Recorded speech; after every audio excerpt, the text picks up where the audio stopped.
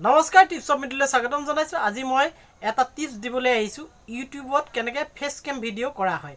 এই যে মই আপোনাক এতিয়া মোৰ মুখখন আপুনি দেখি আছে আৰু মই আপোনালৈ চাই কথাখিনি কৈ আছো নহয় নে, ইজনে ইজনক সম্পূৰ্ণ চাই।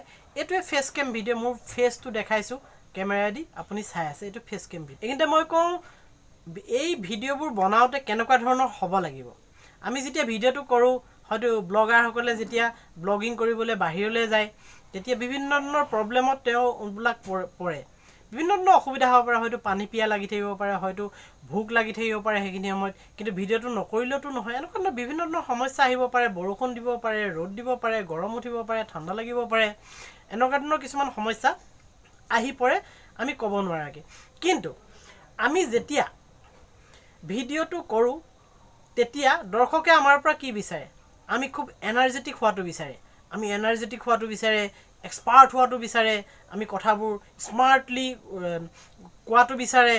কাৰণ আমাৰ পেটত ভোক লাগি আছে, ঠাণ্ডা লাগিছে, গৰম লাগিছে, কিবা অসুবিধা হৈছে, পানী পিয়া লাগিছে, এইবোৰ দৰ্শকে গম নাপায় আৰু তেওঁলোকক গম পাবলৈ দিয়াটো উচিতো নহয়।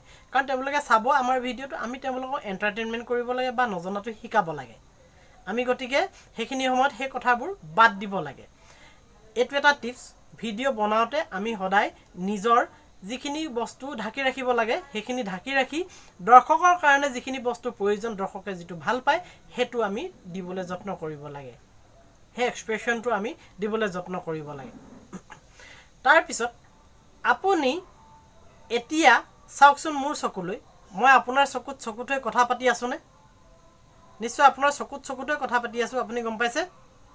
ঠিক আছে, আপুনি আপোনাৰ বাওঁফালে গুচি যাওক, বাওঁফালৰ পৰা মোক চাওক, মই এতিয়াও আপোনাৰ চকুত চকুত হৈ কথা পাতি আছোঁ।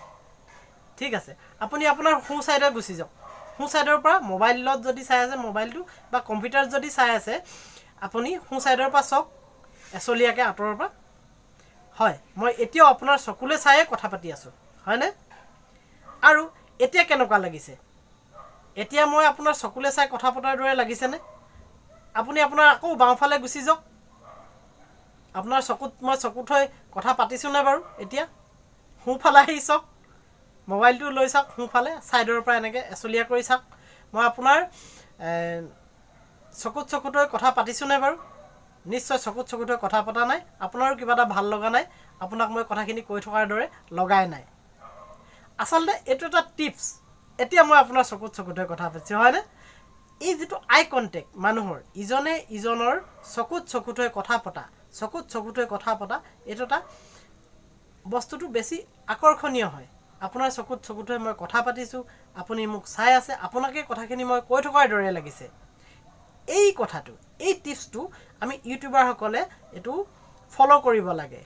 বহুতে জানে আৰু বহুতে নাজানে। এইটো টিপছটো হৈছে কি, একদম যিটো কেমেৰা থাকিব, আপুনি মোবাইল কেমেৰা যদি ইউজ কৰে, মোবাইলৰ কেমেৰাটোত আপুনি কোনখিনিত আছে কেমেৰাটো চাই ল'ব, তালৈ চাই আপুনি কথা ক'ব।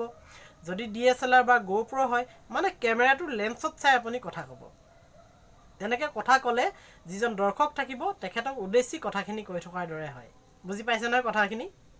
হয়, এইটো এটা ডাঙৰ টিপছ আৰু এইটোকে নকৰিলে দৰ্শকে চাই ভাল নাপায়, কিবা এটা ইণ্টাৰেষ্ট পোৱা নাযায়। মোৰ কিন্তু ভাল নালাগে, আপোনালোকৰ ভাল লাগে নাই নাজানো, আপুনি লক্ষ্য কৰিব আজিৰ পৰা, যিসকলে লক্ষ্য কৰা নাই, কেমেৰাৰ লেন্সত চাই যেতিয়া কথা কোৱা হয় তেতিয়া দৰ্শকজনৰ যিজনৰ অডিয়েঞ্চ, তেওঁৰ চকুত চকুত হৈ কথা কৈ থকাৰ ধৰণৰ হয় আৰু বস্তুটো খুব আকৰ্ষণীয় হৈ পৰে।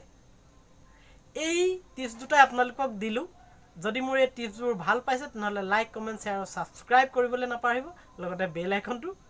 আকৌ আগত কোৱাৰ দৰে যদি আপুনি মোৰ ফেচবুক পেজত চাই আছে তেনেহ'লে লাইক বুটামটো টিপি ফ'ল' কৰিবলৈ নাপাহৰিব। আজিলৈ আহিছোঁ, অন্য এটা দিনত অন্য এটা ভিডিঅ'লৈ আকৌ আহিম মই। ধন্যবাদ।